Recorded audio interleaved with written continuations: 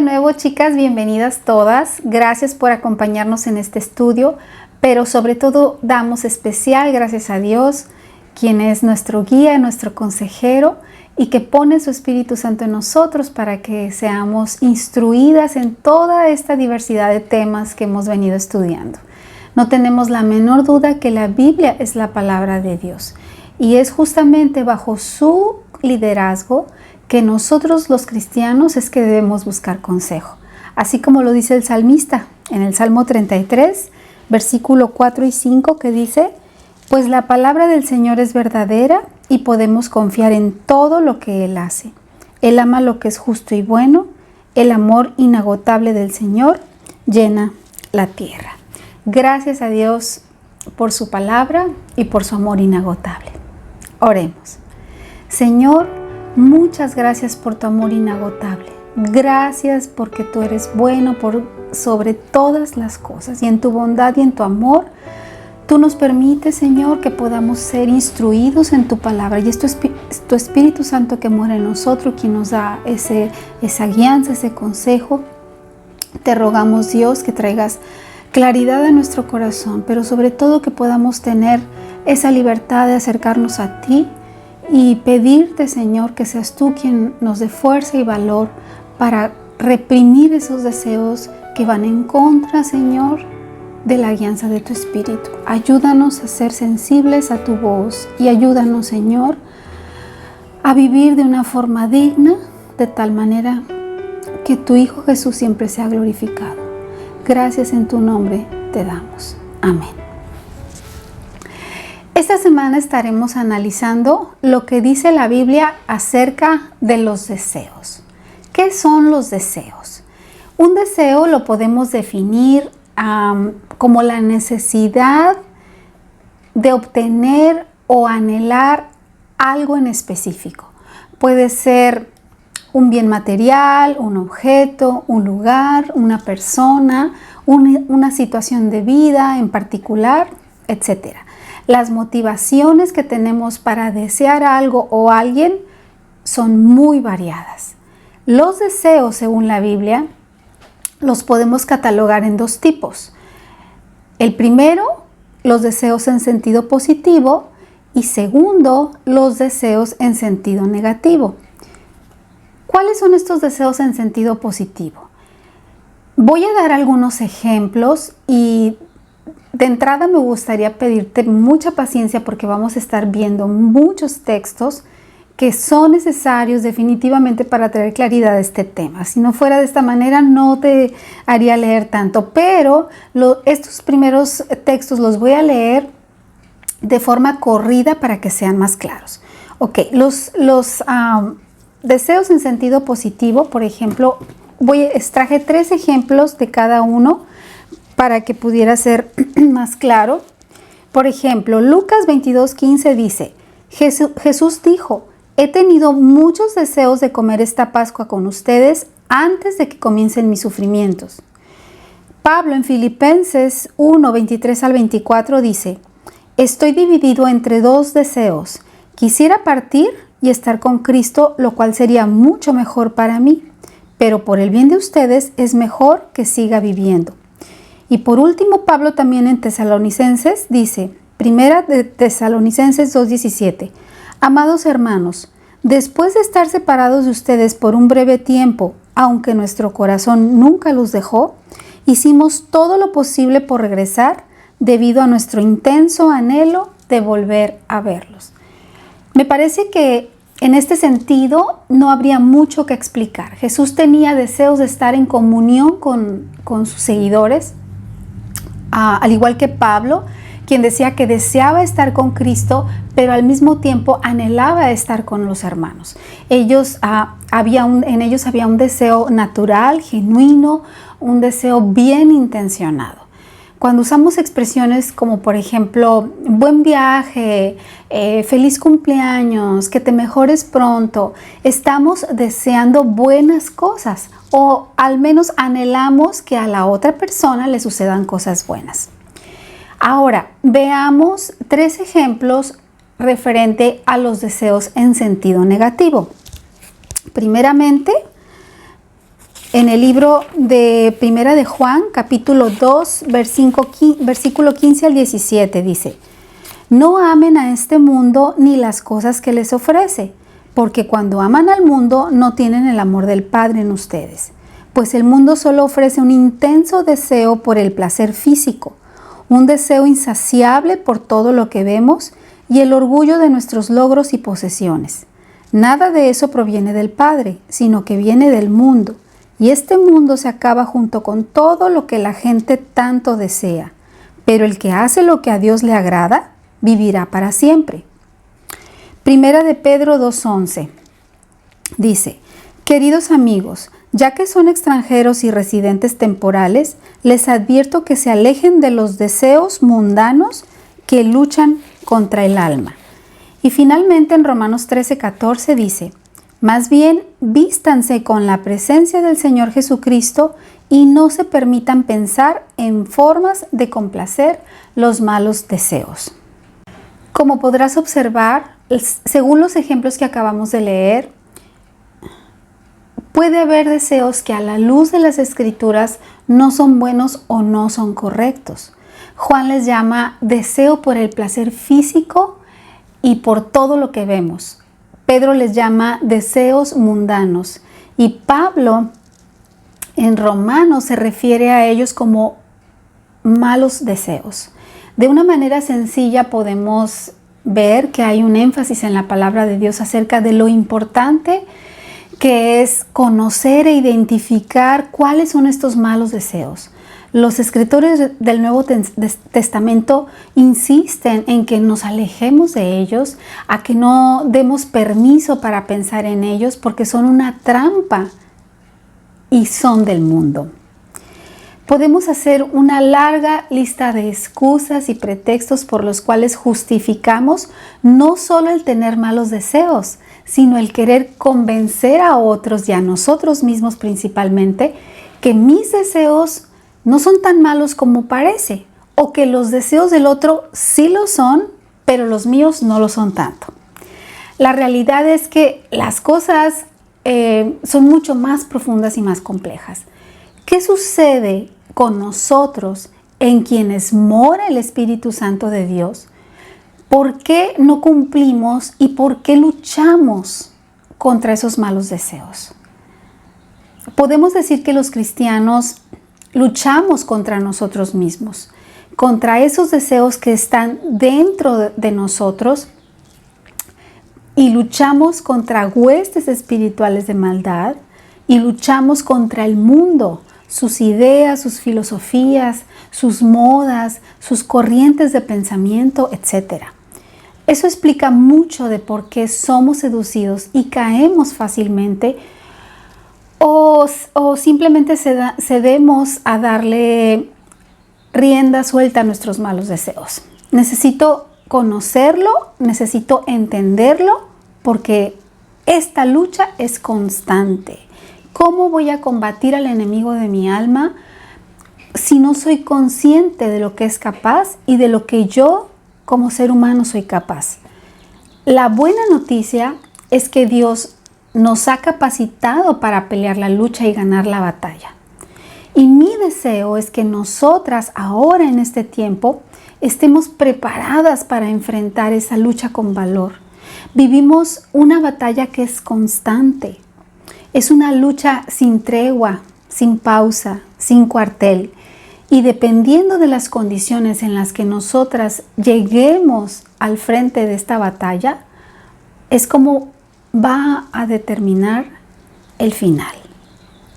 Quiero que me acompañes, por favor, al libro de Gálatas, en el capítulo 5, versículos 16 al 21. Dice así: por eso les digo, dejen que el Espíritu Santo los guíe en la vida. Entonces no se dejarán llevar por los impulsos de la naturaleza pecaminosa. La naturaleza pecaminosa desea hacer el mal, que es precisamente lo contrario de lo que quiere el Espíritu. Y el Espíritu nos da deseos que se oponen a lo que desea la naturaleza pecaminosa. Estas dos fuerzas luchan constantemente entre sí. Entonces ustedes no son libres para llevar a cabo sus buenas intenciones, pero cuando el Espíritu los guía, ya no están obligados a cumplir la ley de Moisés.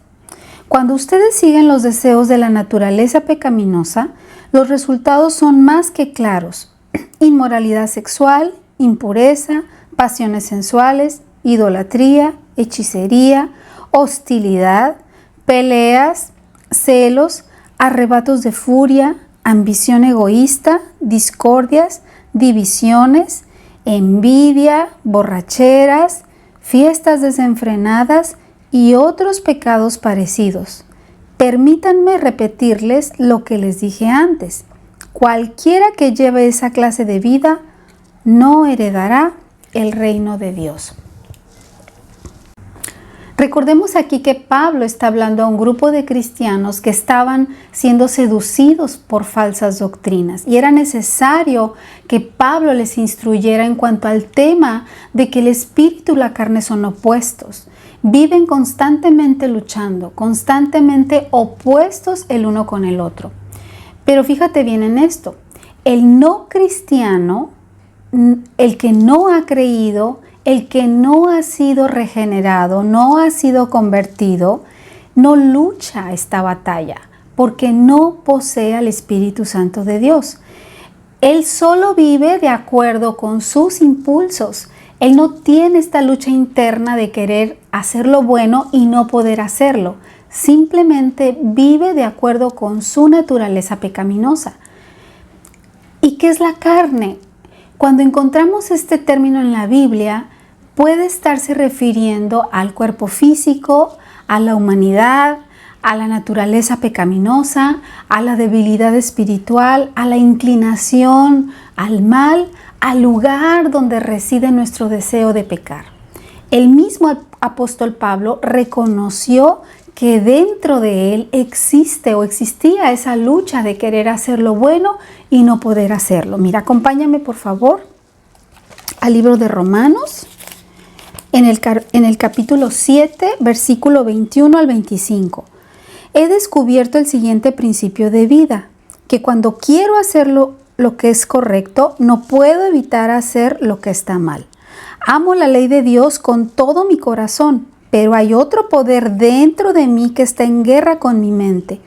Ese poder me esclaviza al pecado que todavía está dentro de mí. Soy un pobre desgraciado. ¿Quién me libertará de esta vida dominada por el pecado y la muerte? Gracias a Dios, la respuesta está en Jesucristo nuestro Señor. Así que ya ven, en mi mente de verdad quiero obedecer la ley de Dios, pero a causa de mi naturaleza pecaminosa, soy esclavo del pecado. La carne es todo aquello, ya sea afectos y deseos que van en contra de Dios. No solo son deseos por pecados sexuales, sino todo aquello que va en contra del Dios Santo y que lo deshonra cuando nosotros, los que somos sus hijos, escogemos hacerlo en vez de obedecerle. En el principio Dios creó todas las cosas buenas y perfectas. Adán y Eva también fueron creados sin pecado. Pero cuando ellos fueron seducidos y decidieron pecar, su naturaleza fue corrompida y pasó a sus descendientes. Las obras de la carne son estas mismas que acabamos de leer en Gálatas 5. Inmoralidad sexual, impureza, relaciones sensuales, idolatría, hechicería, hostilidad, peleas, etc.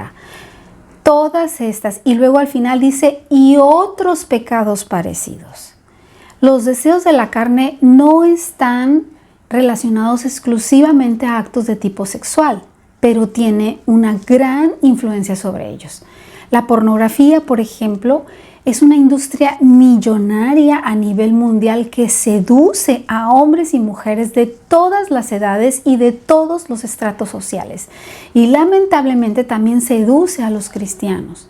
La gran mayoría de los hombres, casados y solteros, desde muy joven luchan contra la lujuria porque han alimentado su carne y se vuelven esclavos de la pornografía.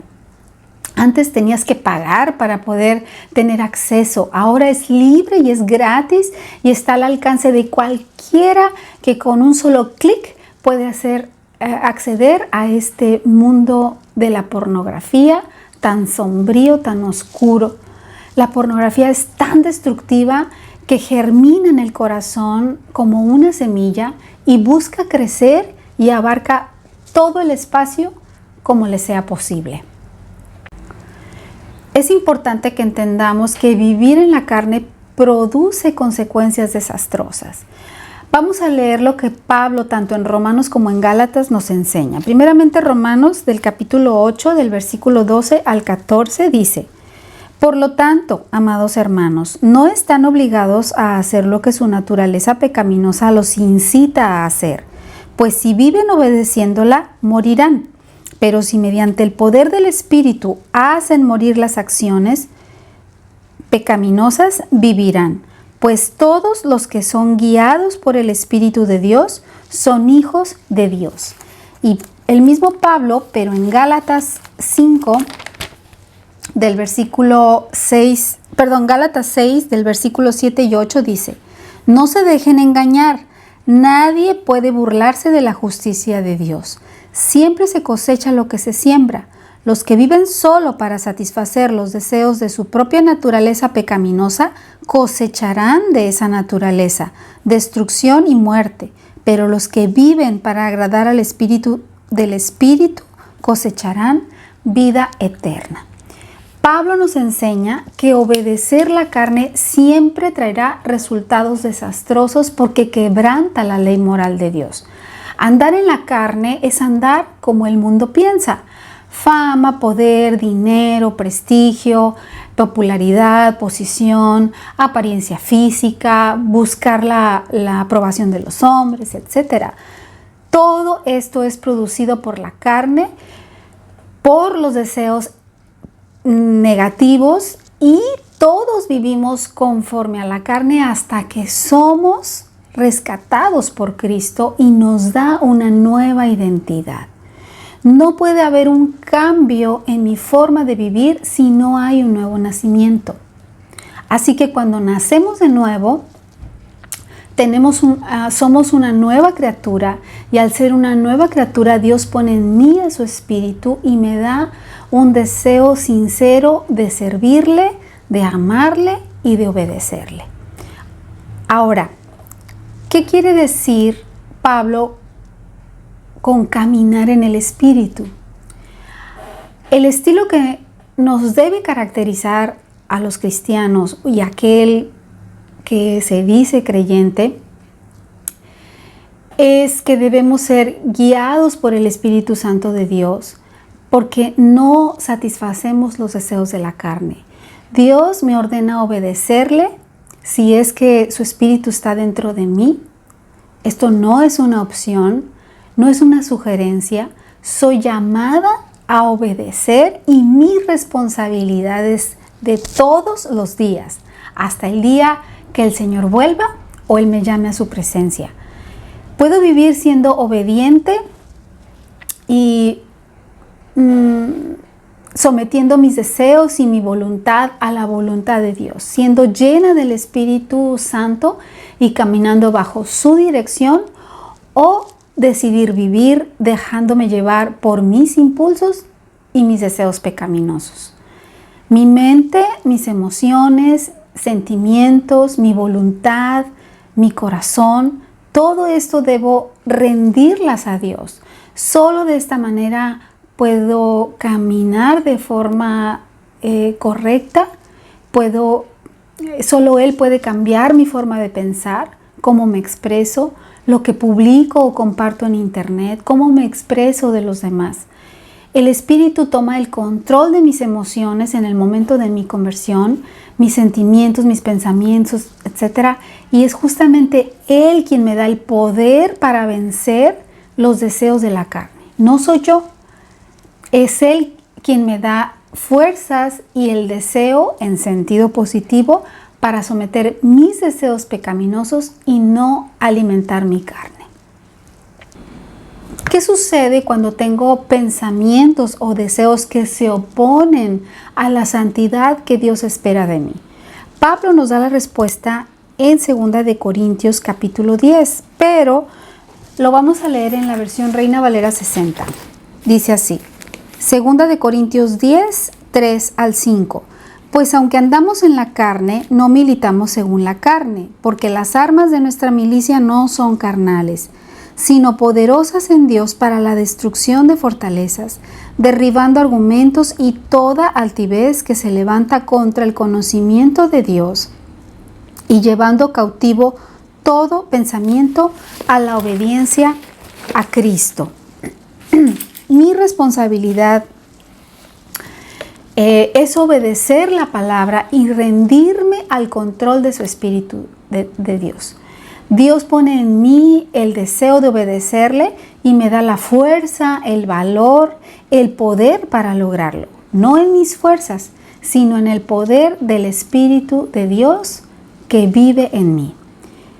¿Te parece difícil que sea de esta manera? Mira, vamos a Filipenses en el capítulo 2, versículo 13 dice: Pues Dios trabaja en ustedes y les da el deseo y el poder para que hagan lo que a Él le agrada.